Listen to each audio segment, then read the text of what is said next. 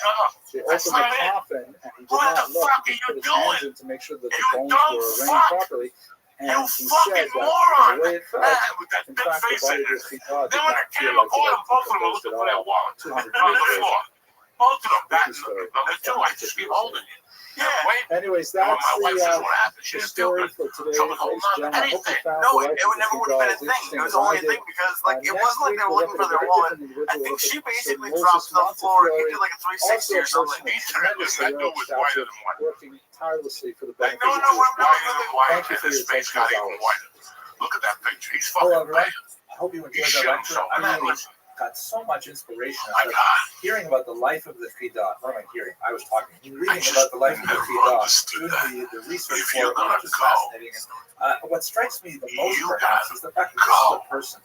really global importance. You gotta go, but you're not gonna take a girl to a fucking listen.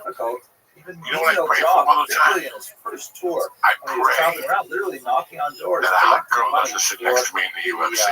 his community back in Do you see Hebron. what happens when I go to It UFC? reminds me of that. Nephew number one. You see what happens? I'm staring at some girl's ass.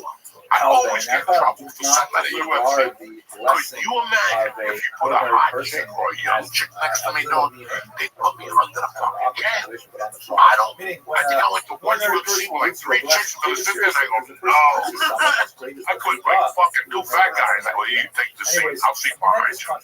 Next to the fucking, you know. Because that's all you need. I gotta explain that. Now listen, my wife knows all the fucking mental midget. She knows that, you know. But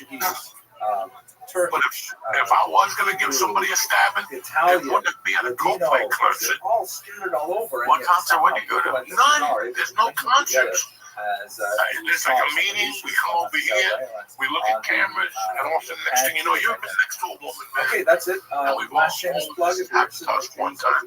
You've been next to a woman, and you're like, you're borderline of fainting because you want that woman so bad. That's happened to me. When I was 16, that little hot melt in my neighborhood, Faye Cardinelli, when I touched her leg, dog, I almost melted. Like, I'm not lying. I'm telling you the truth. At 16, my body couldn't handle that. And there's been other situations where as I got older, you're a little coked up, and the chick is like, her bra is halfway there, her nipples popped out, she's doing coke with you. Every time she goes to the bathroom, she comes out, and she ties her button and shows you the top of her pubic hairs. You know, like, what do I do as a man? You know what I'm saying? Good evening, ladies and gentlemen. Those decisions Thank have you always very much killed for me. coming. And one day I just say, just ask him. This week And we listen, have an amazing person to pussy speak out. about someone who Either take it off or put it back on. lived You want just to a take them little off? over a Yeah, century take them and had a off. Why would I take them off? I have a boyfriend. You never told me. Anyways, If I a lingering had a girlfriend, legacy she's walking that around continues with to a tip inform paint. the It way doesn't fucking we matter. relate to each other Because as you know what I'm Jews talking moving about into the here. 21st century. A person of truly towering proportions, someone who had personal influence in so many parts of the world. And, it was really So it's just crazy how I look at this and I got go, a lot out of in doing the research. how does this happen? Where was this Coldplay concert at? And it was like either Gillette or Fenway. I can't. Oh my God. Who What a was fucking shame. exceptionally involved And on both a of them personal now, right? level They on the both went. rescue of I many Jewish don't know, man. communities, He resigned. both What with was his saying? wealth, but also Well, with maybe I his went for hours tremendous talking force about of this guy. Like, personality there's so many and different the ways. pressure that he If brought to you're bear going to do in this, so many it's like everything else. We've all political forgotten environments. why we're in this Many struggle. regarded him as a Messiah-like cheap. figure because of the Maybe, salvations that he was able to bring let's to say, individual Jewish I have communities, millions of especially in the Near East.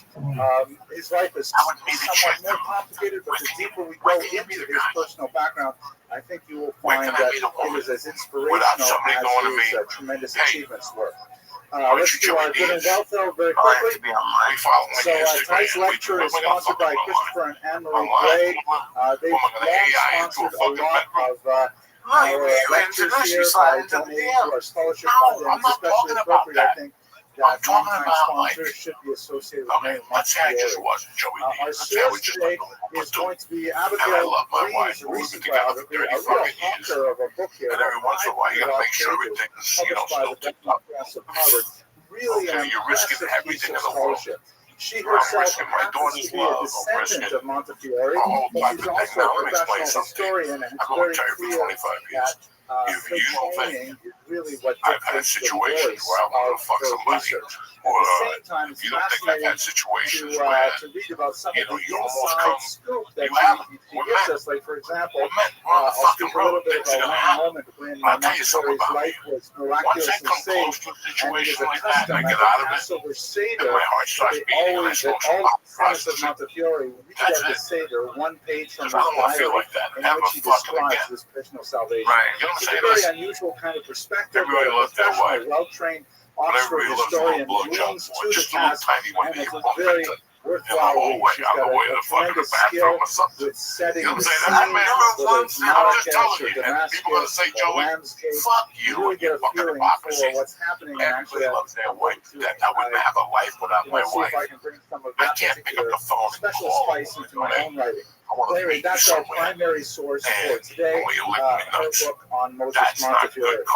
What? So, who was this man? His years, as you can see, 1784 to 1885. He lived just over a century. In fact, the centenary of his birth was a cause for international celebration, both in England, where he was a major political and philanthropic figure, and also among all of the Jewish communities in the world. She just runs up to you, it's party time, got something taken out. Finance and industry, where he made his fortune, and at a fairly young age, he basically retired from his business efforts and placed almost all of his energy into Klal Yisrael, into the Jewish people as a whole. Traveling the world, helping besiege beleaguered populations, trying to work through some of the political crises that they faced, and also lending of his phenomenal wealth to populations that were desperate for food and trying to explore some of those things. He was ultimately knighted by Queen Victoria. He became Moses. There was actually a bit of a scandal when he became the sheriff of London. The idea that he should call the sheriff by the name Sir Moses, they suggested that maybe you could anglicize that somehow to, I don't know, Morris or something like that. My middle name is actually Moshe Moses Hebrew. But in English, it's Morris. And he said, not at all. I was born Moses, I will die Moses, and you'll call me Moses. Thank you very much. We'll talk about his religious orientation later on in this presentation, but it's quite fascinating. Ultimately made a baron as well. And his main claim to fame, as I mentioned, is his philanthropy and his support of Jewish causes worldwide. Here's one of the many tributes that appeared around the centenary of his birth. These wreaths here have a couple of names of places on it where he had tremendous influence. St. Petersburg, Rome, Morocco, Jerusalem, of course, we speak about how he improved the lives of Jews living there. Damascus, Constantinople, his coat of arms here. He was very proud to actually have the word Yerushalayim in Hebrew emblazoned on his coat of arms. And when his flag flew when he traveled through the Near East, and the Jewish community saw the flag of an English nobleman coming around with this Jerusalem banner, they often broke down in tears. It felt like a messianic kind of moment when this great individuals aid for the population. He's also he liked to record aphorisms, and he jotted down things in his diaries and in his inside maps of the books. He was an avid reader. One of his most famous aphorisms is think I'm like, did he even leave a suicide note? This motherfucker, it was a piece of meat like that. I thought it was Jesus on the meat. If I was Mexican, it would have been like fucking, he just lit it on fire, dog. Yeah, it was tremendous. He lit it on fire. I just sent it to Joe. Celebration. Now, I should mention that much of the story that I'm going to tell you today is based on some of the official biographies that have appeared. It happens that he died childless, and he named his nephew Joseph his heir and literary executor. He had a massive amount of personal papers because, as I mentioned, he was an assiduous journal keeper. He kept diaries, voluminous correspondence all over the globe. And Joseph, some years after the passing of Montefiore, burned almost the entire archive for reasons which are unknown. Some have argued that he wished to avoid exposing his illustrious uncle to humiliation of scandals that may have been buried in those archives. Others have argued more suitably that he was worried that his uncle would be reified in an idol-like fashion. He didn't want people digging deeply into the documents. And this was a fucking tremendous meal. If you got a chance, Dr. Stone, please stop in there.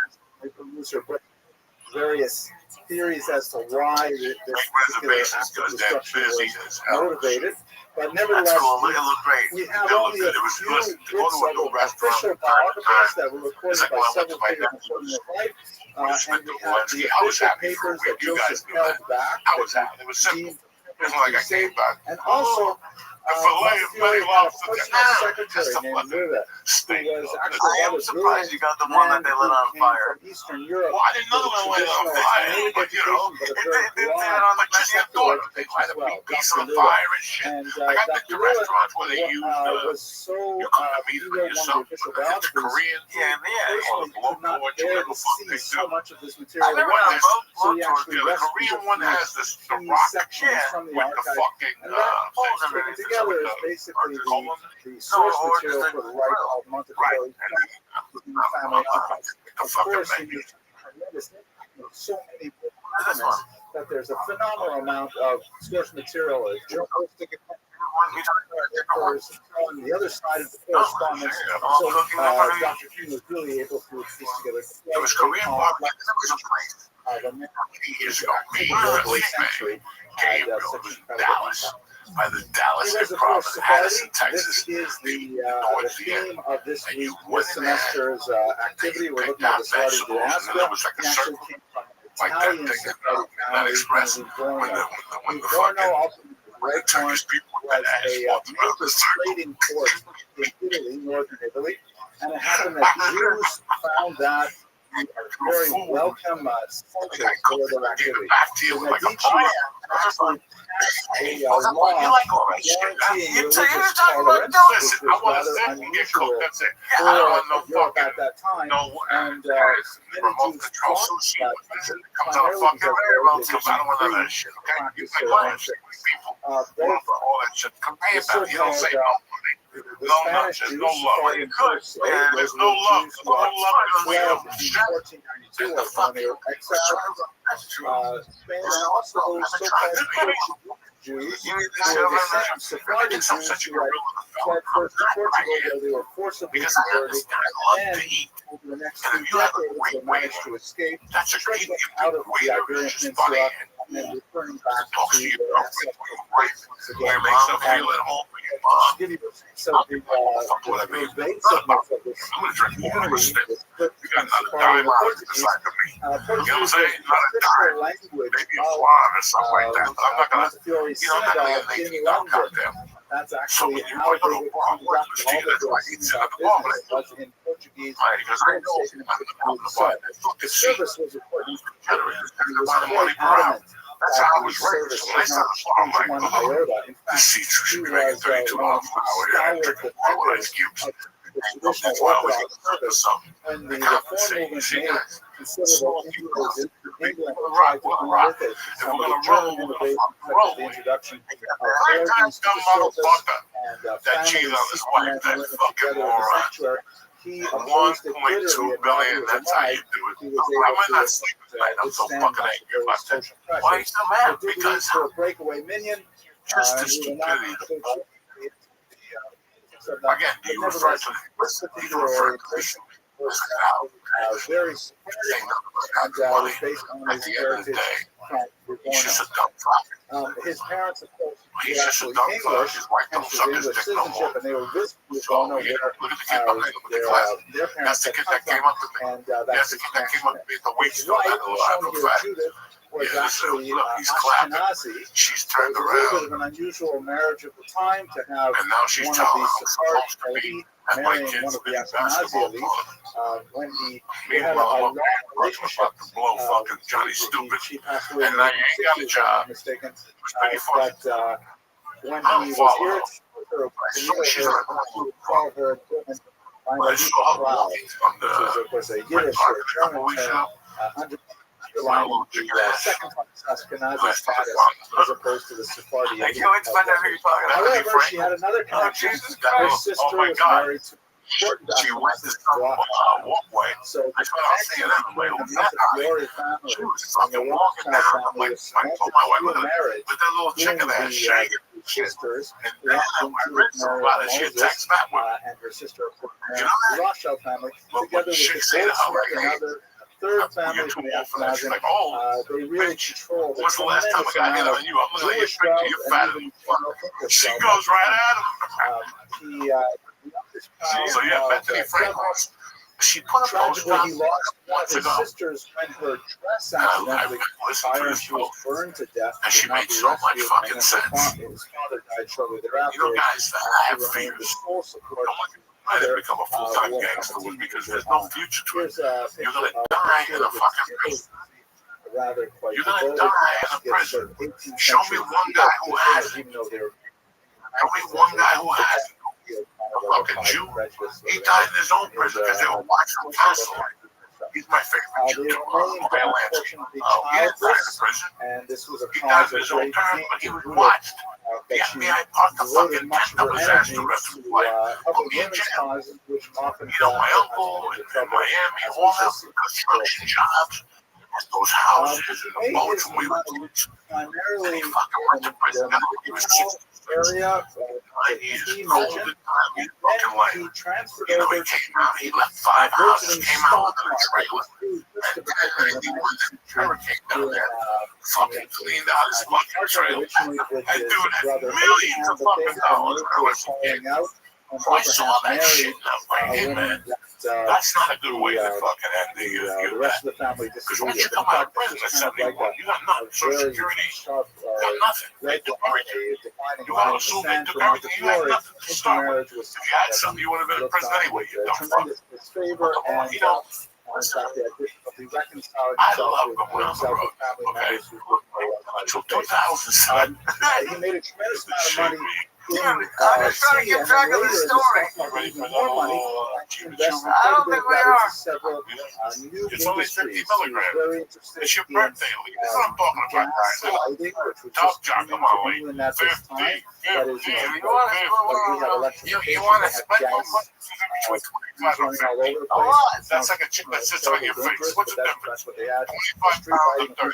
Nothing. You're still going to smell the root out of so. Also, in insurance. We'll be right back. We'll read to you. We'll be right back. Enterprises. Oh, what's going on, beautiful people? Uncle Joey here. I want to talk to you about Lucy's Breakers. Lucy's Breakers change everything. You think you know about nicotine pouches? You know dick, nothing. Lucy Breakers on nicotine pouches with a capsule inside. Break the capsule. Flavor and hydration. They got flavors like berry citrus, tremendous apple cider, tremendous mango, tremendous. I love it. This is a mango one right here. Unbelievable. You pop it just like this, right in the side of your lip, right by the stitches. Get that in there. You know what I'm saying? You can even set yourself up with a Lucy subscription to get Lucy delivered straight to your door. Let's level up your nicotine routine with Lucy. Go to lucy.co/church. Again, and press and code church, CHURCH. Lucy.co/church and press and code church. Get 20% off your first order. Are you crazy? Or we're going to get numbers like that? Lucy even has a 30-day refund policy if you change your mind. And again, that's Lucy.co and use code CHURCH, CHURCH, to get 20% off. And here comes the fine print. Lucy products are only for adults of legal age. Every order is age verified. Warning, the product contains nicotine. Nicotine is addictive. All right, don't forget, call them Uncle Joey Sections. Good stuff. I love you. Have a great week. We're back, savages. Anyway, I want to talk to you what was done to me. I am ready to fucking live again. I don't know if you guys know this, but we had a rough year. You know, elements in his personality. it was a little tough at first to digest because we all walk around thinking everything's going to seem top. But there you are in the morning, and you're in the hospital. And you can't get back one out because you know the Filipino nurse is coming back in 15 minutes. But all seriousness, you know, I got out of there in March and I was like determined and that. Like, what is that when you do something? Scrapple. I had scrapple from the hospital. my fucking bridge broke, basic minimum and then I had this boil in my ear, which you guys would always ask, why is he got a bandit on his ear? Why is he got a bandit on his ear? Well, no, he's got a beard. Why is he got a beard? What happened to the bandit? He has a bunch of fucking nosy roaches. So I had this Band-Aid. There was a boil. They fucking took it out, but they had to cut out so much skin. They had to pull the skin back and put 60 stitches all through this. A little bit through the back. And then I waited 2 weeks, and then last week they went out and pulled out this tooth, and one more in the back to make it complete. Bitches, I'm still standing, motherfuckers. You know what I'm saying? I've been drinking milk like a motherfucker. Build a new fucking bone in there. Plus they put some bone from cadaver in there. Oh, that's always. I don't know what nationality I didn't check. I don't know what type of fucking. What do you want to know? Huh? Sometimes, maybe I'm wrong. Okay, it doesn't fucking matter. But so it's been a hell of a fucking summer, guys. I turned down a play. I turned down a series in Vegas.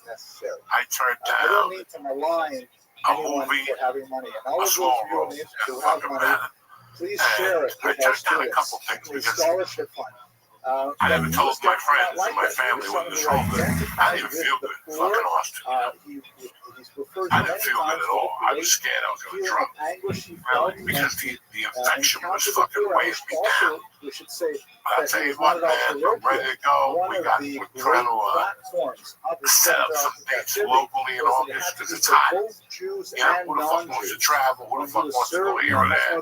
But September 6th, we're in Fort Lauderdale at the Hard Rock. We got some dates coming up. And this August, I really want to focus on my material. I've been home in July, but I have been putting some stuff out, and it's really weird. Last week after the show, it was really high, and we were sitting here talking. And I said something to Lee, the material, and he looked at me weird, and I looked at him weird, and I felt really bad, and I want to apologize. But I said it to him because, from my eyes, he was talking about something that was getting laughs, but it wasn't getting them. And at the end of the day, he wasn't being true to himself. I love this guy. I love this guy like a fucking son. And now he's doing stand-up, something I like, and something I know. You know, I don't know about the idiot, the one who went to Billy. I don't know about what his girlfriend does. She's just a stupid whore. Let him hug me. Don't hug me. We're fucking married. Stand over there. Finger bang me from a distance. Get a selfie stick. You know what I'm saying? Do something. Don't fucking hurt me. You're both stupid. But anyway, and Lee made an interesting question. I know a lot of stand-ups watch this. You're right. I don't want to hear it from none of you guys. I'm not sitting here preaching. Also represent people that go on and make $10 million and never call me back from Israel. You're going to be by the wall with letters, fuck Joey, Bob Cuba, you know, that. I'm just being. The question is, how you write for yourself? That's a $1 million question. If we go through my book from the last 10 years, you know what? I don't know what to do with all of these solicitations I'm receiving. How do you write? How do you write like that? Okay. Remember we were talking. I said to you, I've been doing it. It was the winter of 98, maybe 90. In the 19th I was doing this, trying to get something in the belly room. is to get to. It's a tremendous. These are trips that Testicle are testament. quite I mean, dangerous. back in the I was trying to put together. When did we put it together? Places where there was no rule of law, 20 years it was in the cool. Just to let you guys know how stories from Cuba Street. Those posters. I didn't obviously. And if I my life was that very cozy show. Ellen Martinez was around.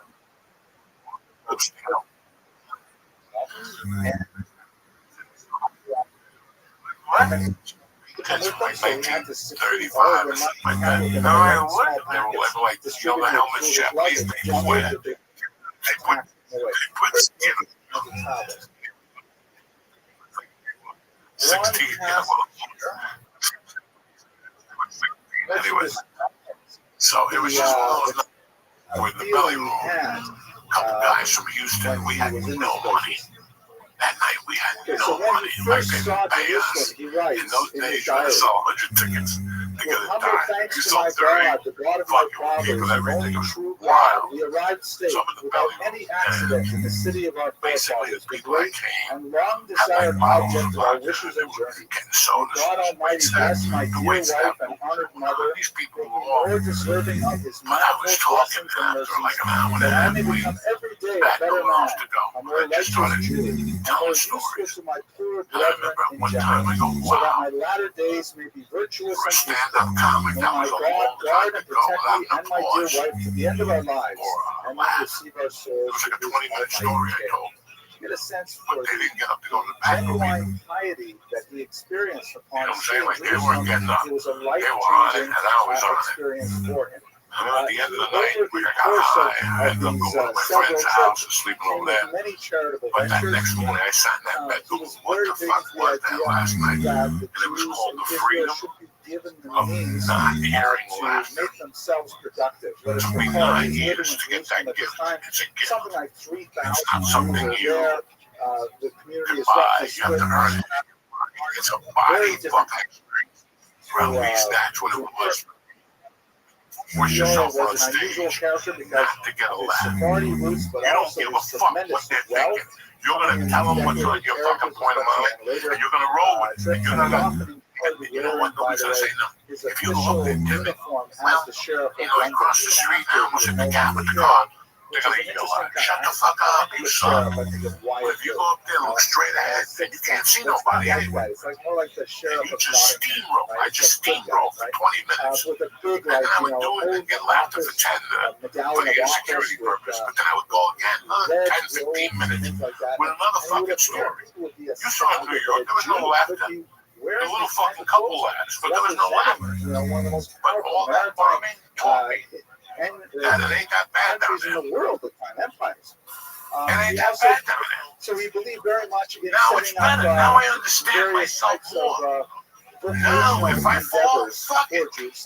Oh my God, what a fucking gift to know that. They don't need to fucking laugh. You can take them for a fucking world. And if you take them for like a real world, let me tell you something, motherfuckers.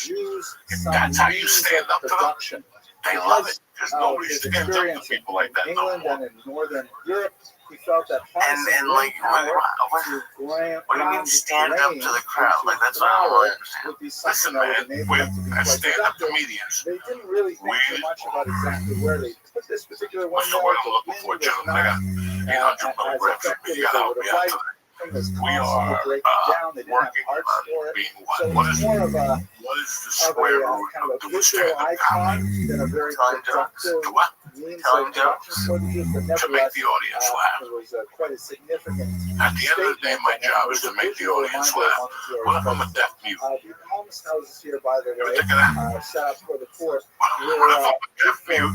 But I will go up there and get a hammer and hit my fucking eye toenail for 10 minutes straight till it bleeds with commitment, okay?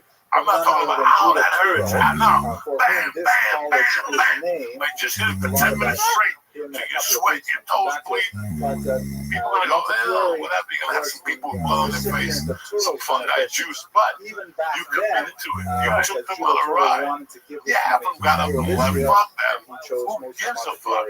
And that's an attitude that we don't have. We got to be offensive about it. This is what you're instilling in the new comics. God forbid let's we just insult, have a and what's the word I'm looking quick for? look at the next thing. God So, forbid we insult to somebody. give you Listen, one I'm example not saying that of you come to the my show kind and call of your wife stories that are associated with them, before I cut. That's not the on word. that That's first not making journey to people laugh. Israel, they had a That's a real tremendous amount of stupid difficulty insult. with I'm talking about with insulting your the sea credibility at is one when you point when believe they were it. crossing the Whatever the Mediterranean. fuck I may say And there was that. a tremendous Jesus Jews are the tremendous Jews that storm killed Jesus. that threatened to Jersey capsize Jews. the ship. When I Everybody say that joke, I see a lot of was people's faces terrified, tighten up. and the sea was Time to raging. time. And Jersey it Jews are happened the ones that that killed Jesus. what Oh they, my I don't Things know like why, that but they will were make people, carrying with and them they're like, what the a fuck, he's piece just of goofing the around. Afikoman Yeah.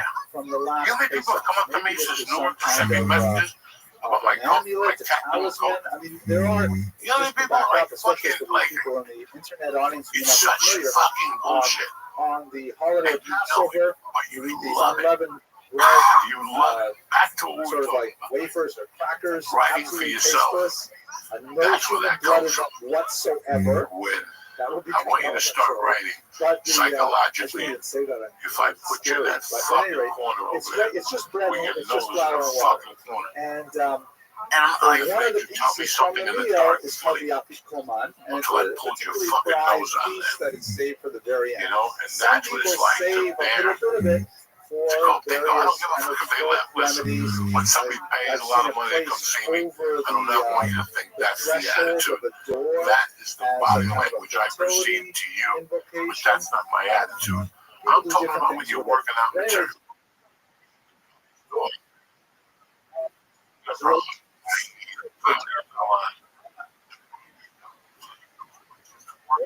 Material. all the Material who you are. Afikoman into the Unless you water, fucking put it out and there, you got amazingly the sea calmed. for 20 years. The Everyone was close safe. friends of mine would go, And go, after go, talk that, about that on stage. everyone was blown away. And they said, wow, this guy's a real motion People for up there sure. doing This is fucking real. So they stupid gave him dick a jokes amount like of Rodney credit, and he Dangerfield. recorded this in People his like diary. me. And this is, by the way, the People story thought I was funny. that they read at But they didn't take me home with them.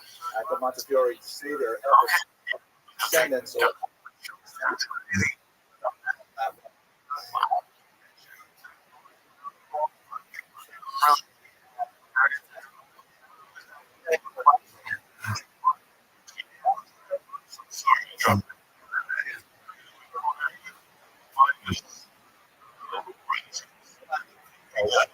major controversy in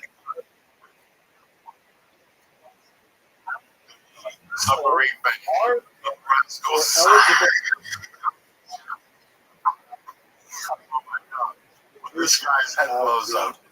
The point of this joke. What was it? Obviously, the He said, sense "Wow." on a communal basis, Definitely Jewish. Definitely. I Not this represent guy. That's Chuck. people, This 4,000 classic shit. collect community. I was talking about like in the water. Tremendous This is communities.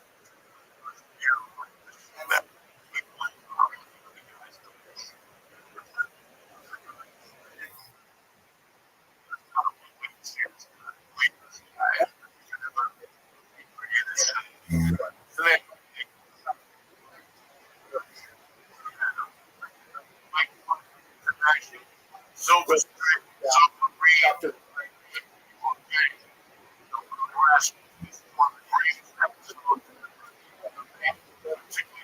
reason.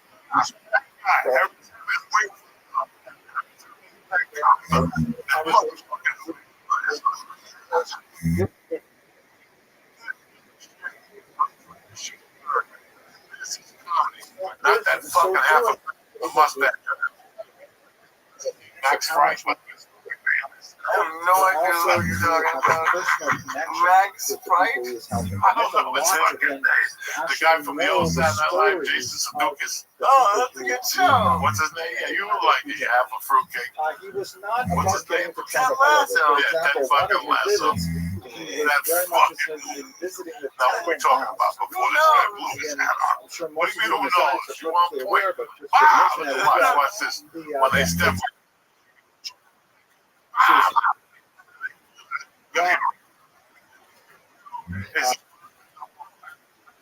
Listen. They get the point. the third time, If you can listen, they are. that's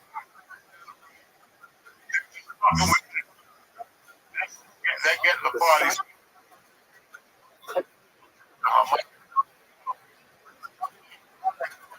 Free, dirty white. Now you get right. Walk.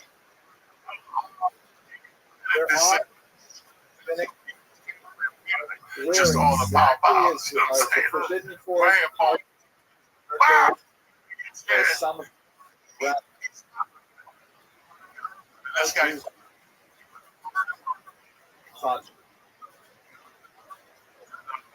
we go. Here we go. I don't know. Said so.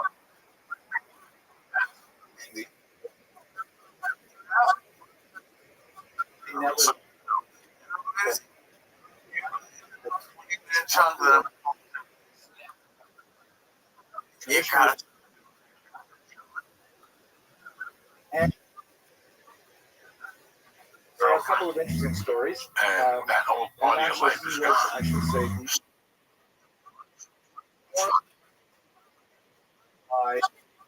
What you want him? Started off That's material. So you know what? in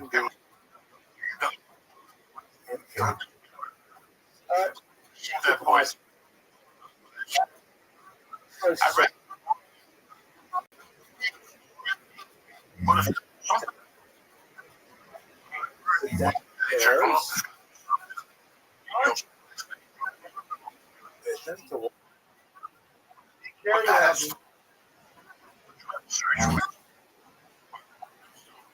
another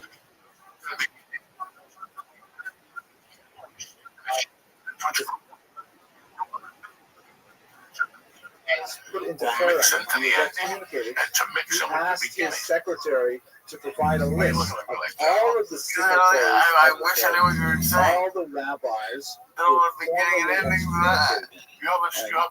You have a set. Received this list. And then when he was called for an aliyah that You following wrote, you Shabbos, put together some he very funny asked the topical, Rabbi not to topical read like it's a going to be done Shabbat, next to read week. a blessing Put some very on all nice of the men material who together. had excommunicated him. And it goes So around you 12 paid minutes that you got their going strong. ostracism That's with 12-minute inclusion, mark. you paid it with a blessing. Something I happens think for that about says a 4 lot more minutes. about what They kind of just, person you know, Moses you Montefiore beat was. the fuck out of them. It's also 12 possible, by the way, I want you to Dr. know Green in 12 discusses minutes the of constant problematic laughter dates as their of this hands are up. particular harem, that Like it they're may like not fucking even stop. have been his fault. It may have been his You wife's take me a fault. 4 fucking minutes, Why? 2 minutes, Because whatever. among the many Readjusting projects that material. Judith was And you very might pick up interested in another 3. was women's 4 in education. there Again, the that's whole good. Then idea you might of rail against 4. making the Look, Jews, the best the people in the world do impoverished Jews this. of Jerusalem This is not productive, just me telling you teaching them a this. trade, This is teaching what them I ways observed to at the start earn a of those living. years. She And then I opened carried up on to myself, a right? Jewish You school open for girls in with your Jerusalem. second best Let joke. us You recall, by close the with way, your best that joke. this is So a when you good start, you 60, set. 70 years before That's the Sarah fucking Schneer, plan right there. before the Beis Yaakov movement. So good evening, And Sarah ladies and Schneer had gentlemen. a Thank you tremendous for amount of being here difficulty getting the at idea of the fucking formal garage. education for Bam. women established Right? in a You know, much more traditional you hit community. them. Now you got a Let us 30-minute recall spot. that there's So nothing let's go 9 minutes specifically of fucking forbidding content. women So now you're from at the 10-minute receiving mark. education. In So fact, from 10 give to it to 14, you just close to sprinkle 3/4 frackle with of them a little our bit. Where you from? undergraduates Where'd you are get that shirt women, from? and that's Whatever. something that's You're just buying replicated not time. quite with that But I'd rather you proportion, but buy in the time academic and world tap into in something the that's 20th century you. in general. Because that's But what happens when you buy fears time. among the Sometimes traditionalist community you would be can't that keep this would buying be time. the And leading one day it edge just of much goes, more I got it now. global, far-reaching social change. That's why it's very If important the young girls learn how to to go read, to. if they learn I how don't to want do you to pay. mathematics, if they learn how to Go there. I want you to be friends with books them. They'll or let you operate in. computers And one or night a week, if you're physician not doing assistants, anything, who knows what I want would you to go happen, to a comedy could club lead that to, I does don't know, mixed showcases. dancing or If you're a young race. comic, So that does showcases every 15 fucking minutes. the Sephardic Okay, you know community those people like the comedy ultimately store. came Every around 15 to it, minutes you put another and comic all up. of the female Watch students 10 who showed comics. up were Stay Sephardic for women. 10 comics. The Ashkenazi community I want you to tell completely me banned it.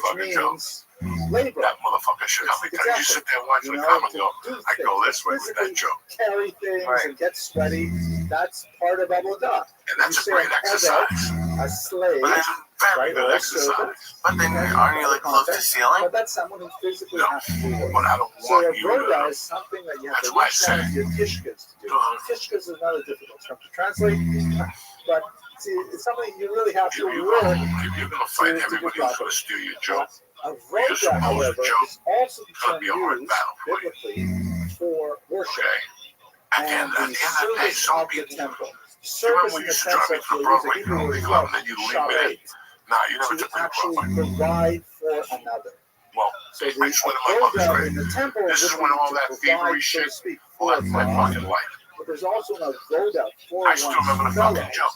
That is to provide for Okay, another I was person. living here. I was doing looking comedy at at that his club, attitude, and the owner's his name was personal Al Martin. roda, which is again Or there's something two like elements that. I of think it both was Al Martin. This is physical labor, 1993. effort,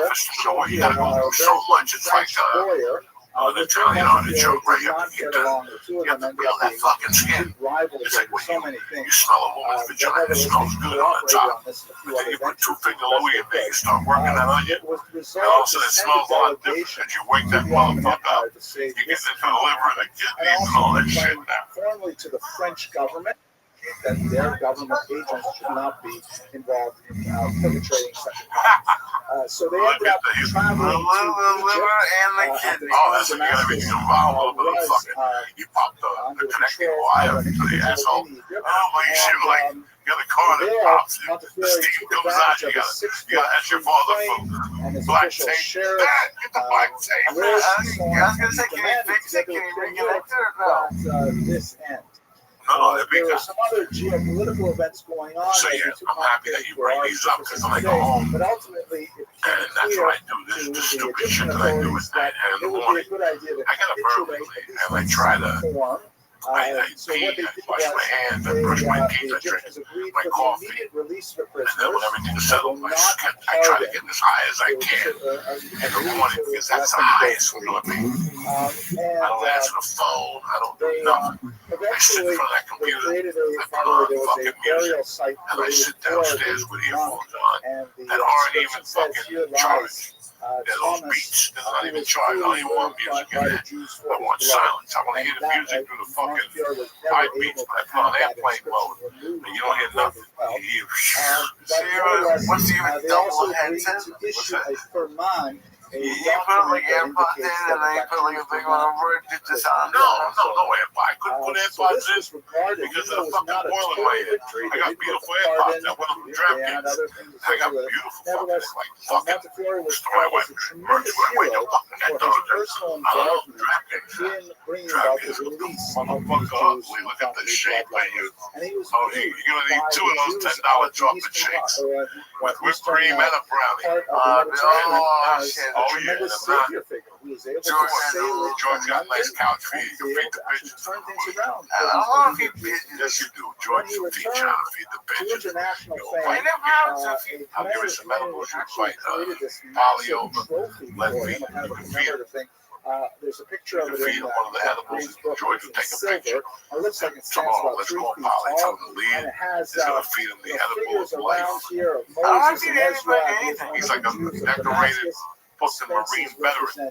Polly's killed more Asian people in COVID and fucking everything is men.